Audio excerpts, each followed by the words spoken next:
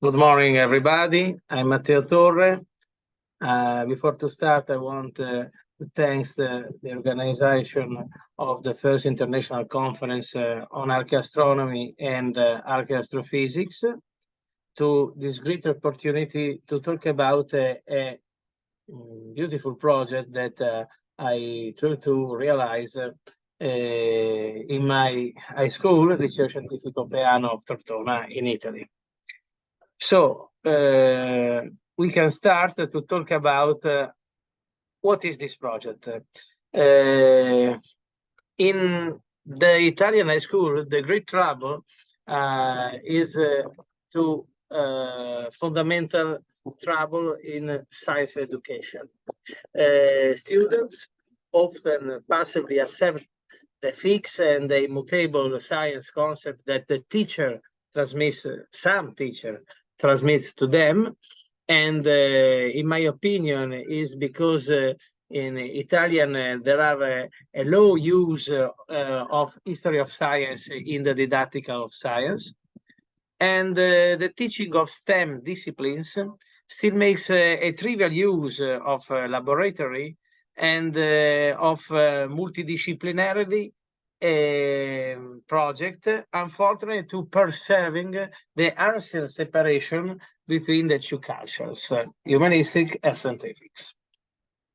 So, in 2 school years, 2021 and 22-23, with three first class of Liceo Scientifico, the first class of high school, and with 97 students, I tried to realize experimentation on archaeoastronomy, divided into 4 lessons for 6 hours of lesson. The teacher involves are 4, one teacher of art, of history, of physics, and of religion. The topics of these 4 lessons are the starting problem, that we see what is, and the explanation of art and history of the society of the ancient Egypt, and how religion, art, science can be related in the ancient Egypt society through the archaeoastronomy. And we finish with some research ideas of some topics in Italian archaeoastronomy. So we explain briefly the didactical path. We start from this problem. One student asked me, Prof, how ancient society move great large block of stone to build pyramids? It's an interesting question, and also is interesting the answer. And I try to use this question to realize a didactical project went to the introduce archaeoastronomy in my class, in this class. So I can try to answer to this question by saying, assuming that a man were used to move this large block, there are 3 types of problem based on the weight of the blocks move or erected. Stone blocks weighing up to 10, 15 tons is a simple problem. Stone blocks weighing up to 80 or 100 tons is a difficult problem. And the stone blocks between 300 and 400 tons is a very difficult problem. So we try to explain how move stone blocks of 10, 50 tons, a simple problem, and we introduce the inclined plane. The transport of large block probably was realized by the inclined plane, and the transport of this large block is a pretext to introduce the physical concept of on the inclined plane. So if the force to pull a weight P up an inclined plane with friction is this F equal P mu cos theta plus sin theta. But in the real situation, rams are slightly inclined, and therefore sin theta is really equal to theta, and cos theta is equal to 1. So the formula becomes F equal P multiply mu plus theta, where mu is the coefficient of friction. And assuming that one man can move t kilograms, the number of men to move a block of stone of the weight P is n, the number of the men, equal P over T multiply mu plus theta. Mu, the friction, and theta, the angle. You can see the picture.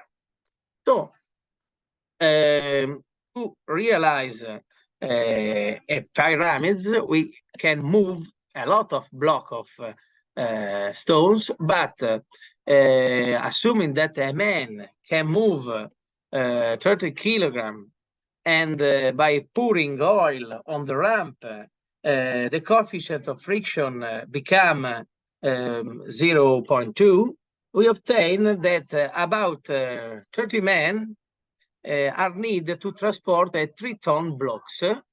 So is one of the many blocks that was used to realize the Cheope pyramids. And so to solve a simple problem, weighing 50 tons, about 100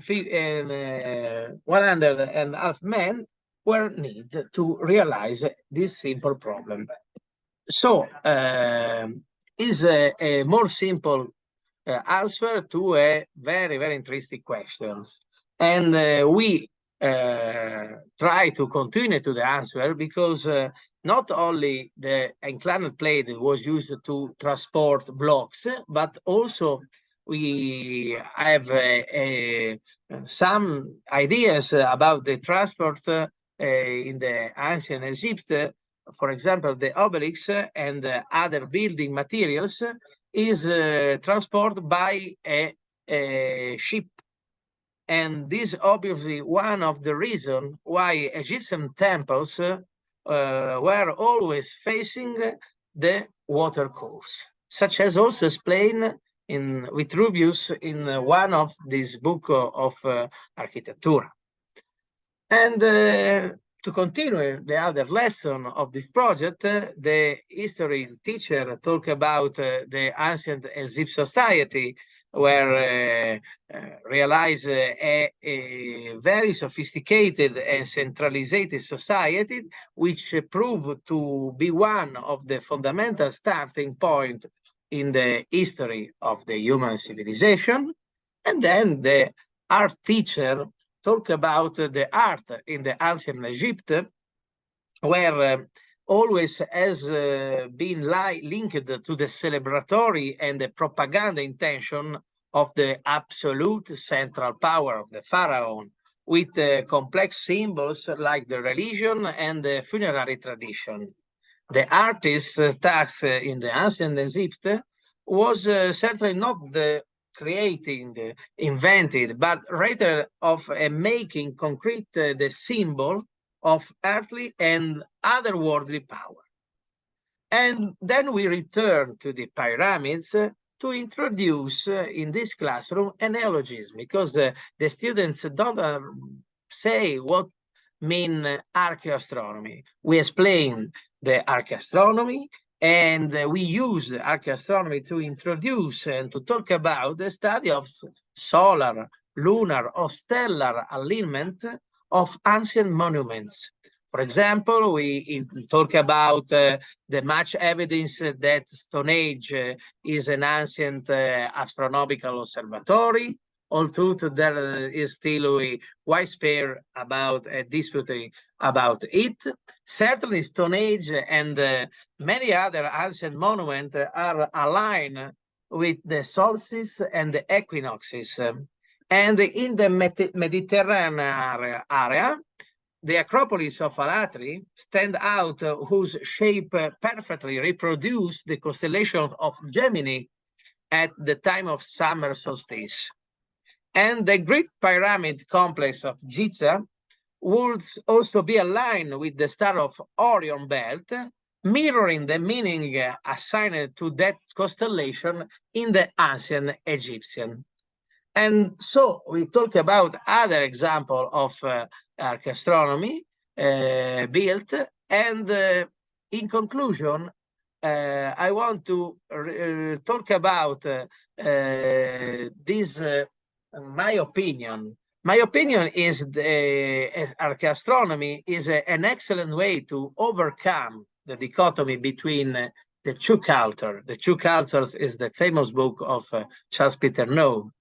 And I agree with Clive Ruggles, one of the most famous archaeoastronomers, that argue it is misleading to consider archaeoastronomy to be the study of the ancient astronomy as a modern astronomy in a scientific discipline, while archaeoastronomy considers a symbolically rich cultural interpretation of phenomena in the sky by the other cultures.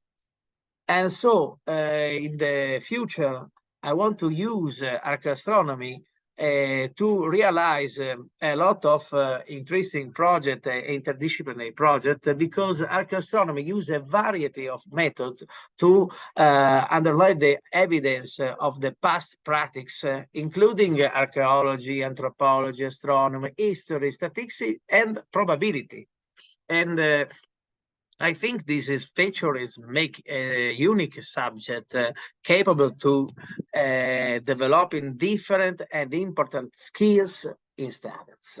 For this reason, in next 2 years, I want to create other disciplinary paths through archaeoastronomy, exploiting the numerous materials of the Italian Society of Archaeoastronomy, and present in the beautiful books by the Professor Magli, Archaeoastronomia, La Scienza delle Stelle e delle Pietre, Il Tempio dei Ciclopi, and this is one of the most famous book of this great researcher, Professor Magli.